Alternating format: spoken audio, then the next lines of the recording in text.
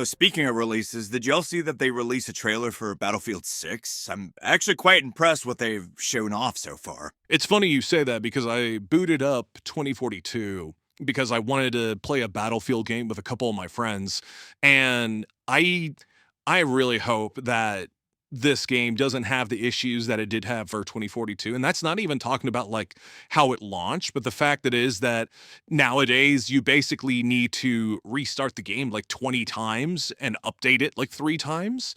I kid you not that I had when I booted up 2042 after downloading it and not playing it for a while, it told me that I didn't have what was it called? It was like secure boot. I'm not entirely sure like what it is exactly, but essentially you need to enable it through your computer in order to play 2042 because it works with the anti-cheat system. But it's so dumb that we've gotten to a point where essentially in order for you to play a game, you have to go through and enable certain settings within your PC just to run a stupid anti-cheat. I really hate this, man. I really hope this Battlefield doesn't have that. Oh, you had that exact same problem with but 2042 that I did. I hate that so much.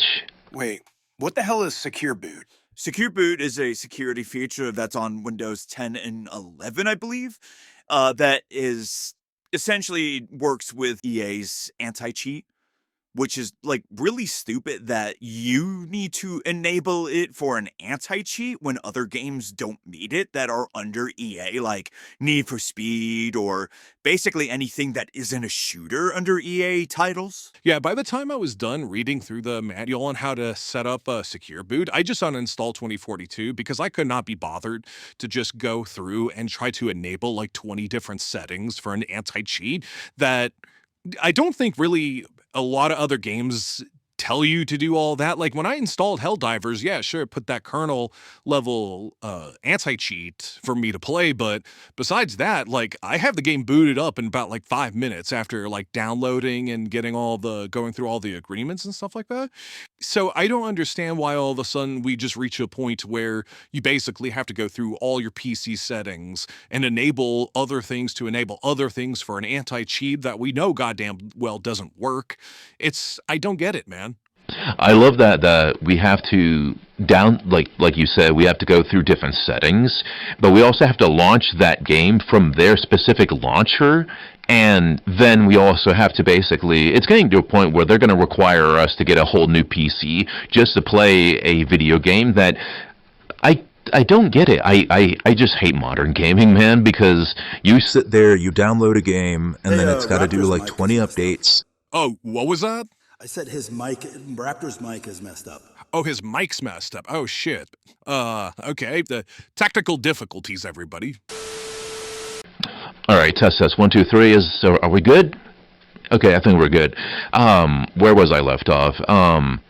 Yeah, basically, just I really hate the fact that we have to, in order to play these games, we basically have to go through their own launcher, and then in order to play those games through their launcher, now we have to go into our own PC and enable all these stupid settings, and it's going to get to a point where we're going to need like new hardware or an entirely different PC just to play these games when like none of these games have a competitive mode at all. Like I think like